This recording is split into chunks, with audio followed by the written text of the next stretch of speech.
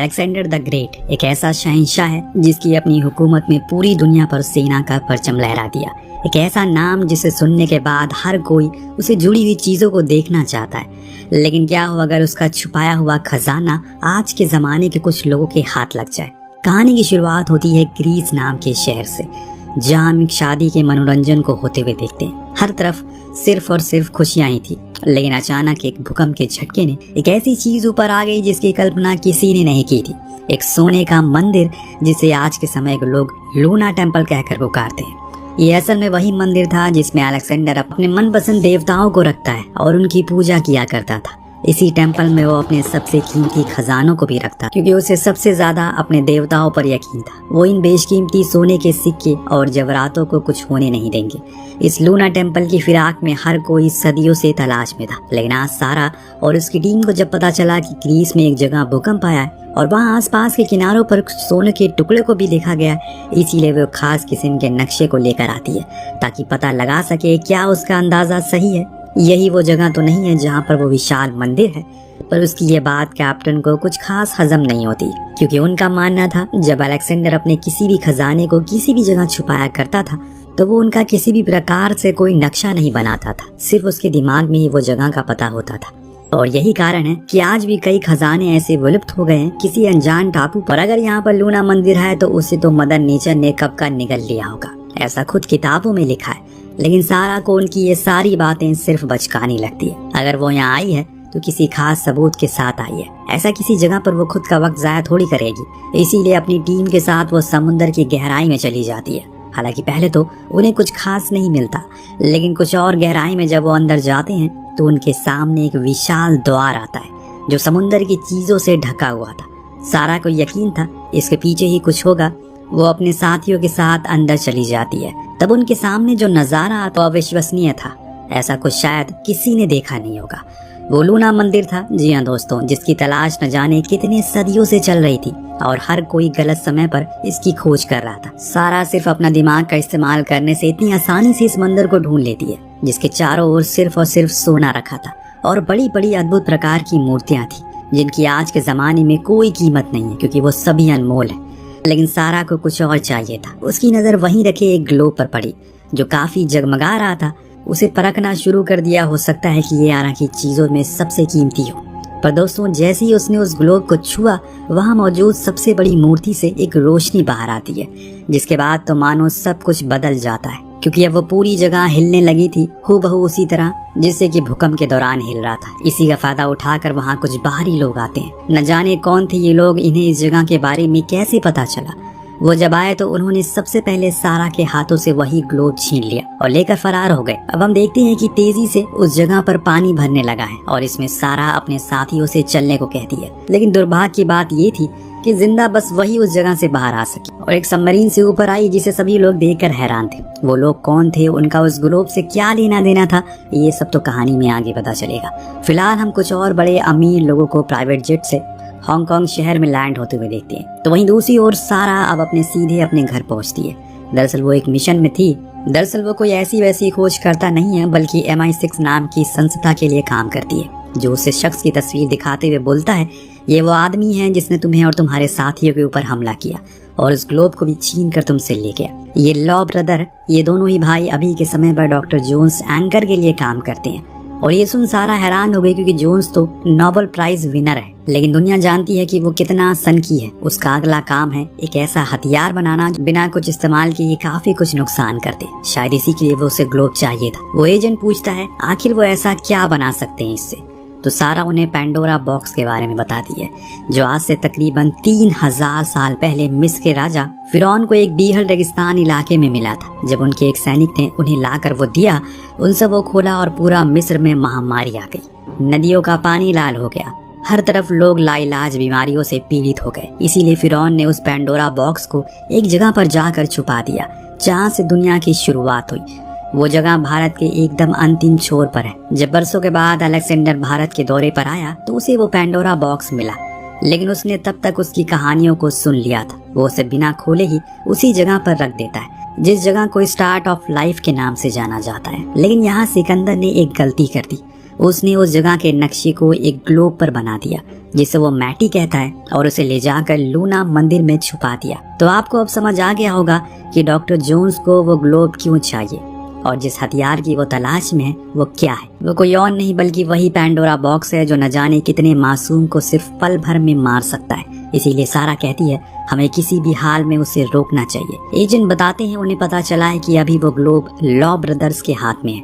अगर जोन्स के हाथ लगने से पहले हम उसे छीन लें तो हमारे लिए बहुत बड़ी जीत होगी। लेकिन सारा का कहना था ये काम वो अकेले नहीं कर सकती, उसे किसी और शख्स की जरूरत पड़ेगी जो उसे लॉ ब्रदर तक पहुंचा सके। उसके दिमाग में सिर्फ एक ही शख्स आ रहा है जो था टेडी। लेकिन ये नाम सुनते ही एजेंट भड़क जाता है क्योंकि वो असल में एक गद्दार है। उसने पहले रॉयल मरीन को धोखा दिया है जिसके जुर्म में अभी वो जेल में सजा काट रहा है। हो सकता है कि अगर उसके हाथ वो ग्लोब लग जाए तो वो उसे लेकर फरार हो जाए, पर सारा को वही चाहिए था। इसीलिए वो उसे मिलने के लिए जाती है और एक सौदा करती है। उसे $50 लाख और आज़ादी देगी, लेकिन बदले में उसे उसके लिए काम करना होगा। किसी भी तरह करके उसे लॉ ब्रदर तक पहुंचाना होगा। पहले तो वो मना करता है क्योंकि उसे पता है कि सारा कितनी पहुंची हुई है, लेकिन अंत में उसने ये सौदा देकर हाँ कर दिया।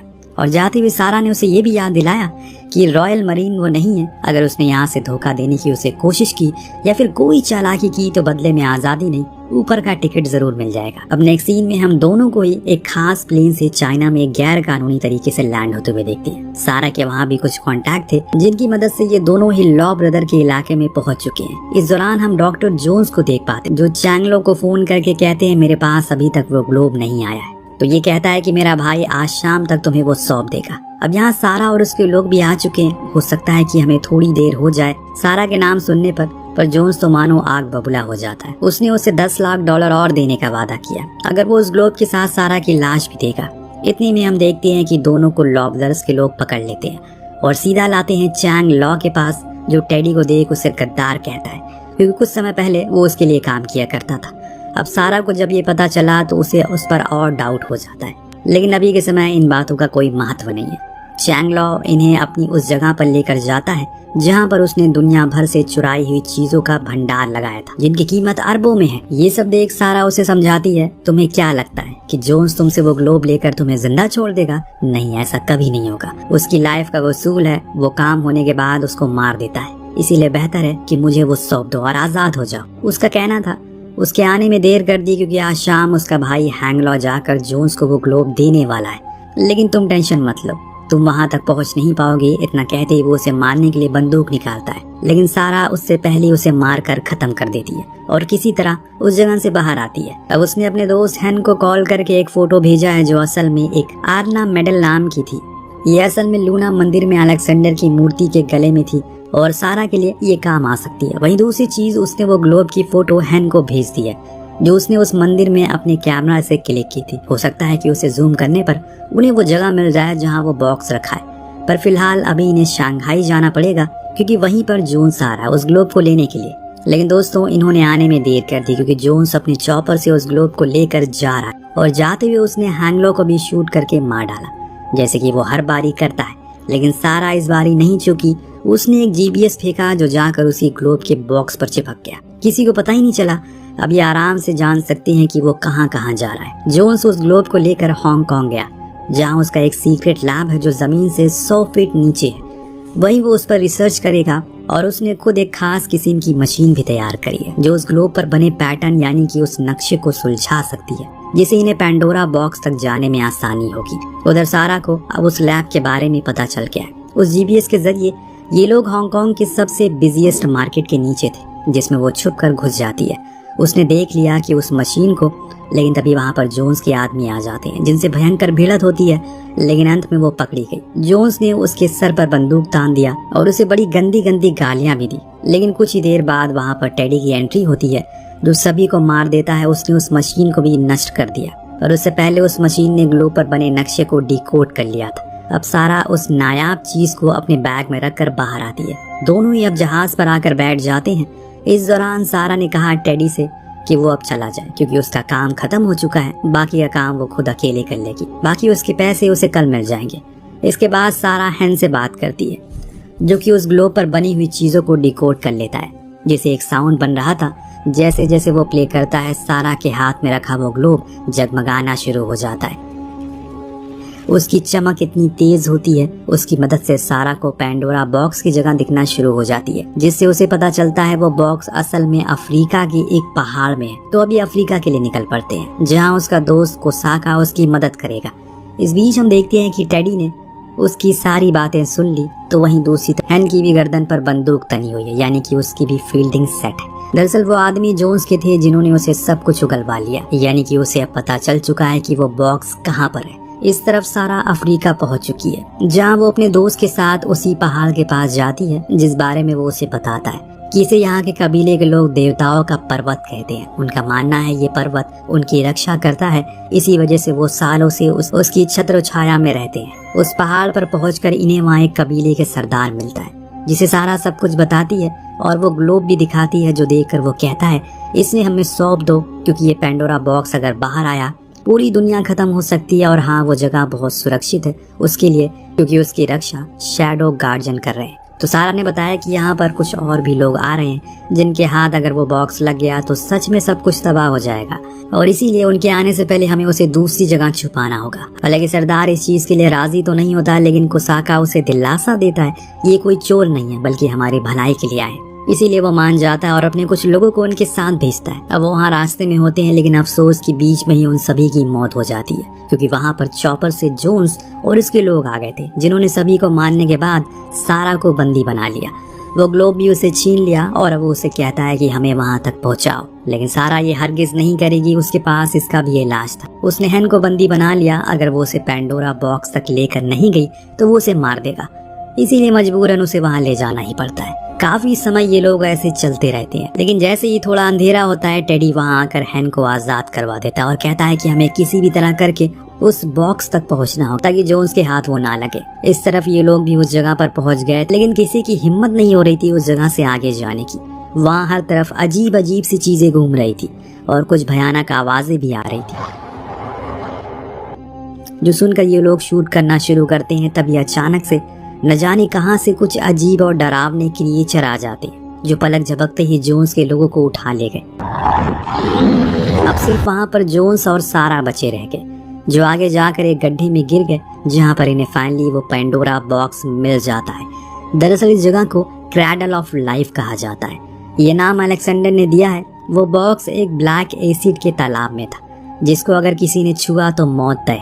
इसीलिए चालाक जोन्स सारा को नीचे जाने को कहता है, पर वो इनकार कर देती है, जिसके चलते दोनों में भिड़ंत हो जाती है। लेकिन अंत में एक गन शॉट की आवाज आई, जिससे कि जोन्स जाकर उसी ब्लैक एसिड में गिर गया और तड़प तड़प कर मारा गया। ये गोली टेडी ने चलाई थी, जो वहां पर आ गया था। उसने अपनी बंदूक से उस पेंडोरा बॉक्स को बाहर निकाल लिया। उसे देख सारा बहुत खुश होती है कि वो उसकी जान बचाने के लिए आए, पर यहाँ टेडी ने बताया उसने उसके दोस्त को बचा लिया, अब उसे यहाँ से चलना चाहिए। दोनों जाने लगते हैं, लेकिन टेडी पेंडोरा बॉक्स को उठाने लगता है, जो देख सारा ने पूछा तुम ये क्या कर रहे हो? तो उसने जवाब में कहा इसकी कीमत करोड़ों में होगी बाजार में, यहाँ इसे छोड़कर जाने का कोई फायदा नहीं है। अब सारा उसे ये करने नहीं देगी, क्योंकि पैसा करोड़ों लोगों की जान से ज्यादा कीमती नहीं है। अगर ये इस जगह से बाहर गया तो न जानिए क्या क्या हो सकता है। लेकिन टेडी उसे लिए बिना तो नहीं जाएगा, फिर चाहे सारा को उसे मारना ही क्यों ना पड़े। लेकिन उसे ऐसा लगता है कि सारा उसे नहीं मारेगी, क्योंकि वो उसे चाहने लगी है। ये चीज सच भी थी। इससे पहले वो उस बॉक्स को लेकर बाहर आता, सारा उसे शूट करके मार डालती है, क्योंकि उसके लिए उसके वसूल ज्यादा जरूरी है। प्यार तो दोबारा भी हो जाएगा, लेकिन जो लोग महामारी से मरेंगे वो वापस कभी नहीं आएंगे, और ये गलती वो कभी नहीं करेगी। उसने उसकी मौत के बाद वो बॉक्स को वहीं रख दिया और अपने दोस्त के साथ उस जगह से बाहर आ जाती है। और उसने सरदार को वो मेडल भी दिया जो उसे सिकंदर की मूर्ति पर मिला था। ऐसा कह सकते हैं कि वो इस जगह की चाबी है और वो अभी सबसे सुरक्षित हाथों में, जिसके साथ ये कहानी का यहीं पर अंत होता है। ये कमाल की कहानी थी, तो आपको कैसी लगी हमें कमेंट करके जरूर बताइएगा। मिलते हैं